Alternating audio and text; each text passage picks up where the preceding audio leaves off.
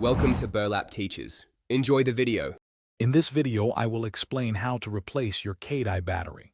First, gather your tools. You'll need a small Phillips head screwdriver and the correct replacement battery for your specific Cateye model.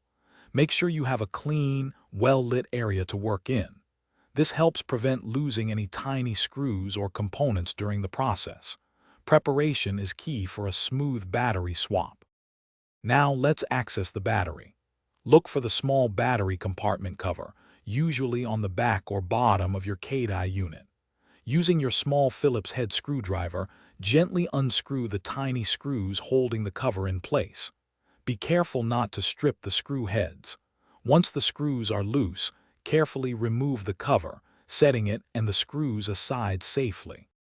Hey everyone, if you're finding this video helpful, please consider hitting that like button and subscribing to the channel for more useful tips. Quick recommendation: bring your space to life with the Echo Dot smart speaker. It's a fantastic way to enjoy music and smart home features. You can find a link to the Echo Dot and other great deals in the description below. Now, let's get back to the video. With the cover off, you'll see the old battery. Before removing it, take a quick mental note or even a picture of its orientation, especially which side is facing up. Gently pry out the old battery using a small, non-metallic tool to avoid shorting anything. Now, insert your new battery, making sure it's oriented exactly the same way the old one was, with the correct positive and negative terminals aligned. Once the new battery is securely in place, it's time to reassemble your Cateye device.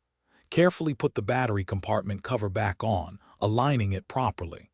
Then, gently reinsert and tighten the tiny screws. Be careful not to over-tighten them as this can strip the threads. Finally, power on your Cateye unit to ensure it's working correctly with its new power source. You're all set. Thanks for watching. Consider subscribing if this video helped you.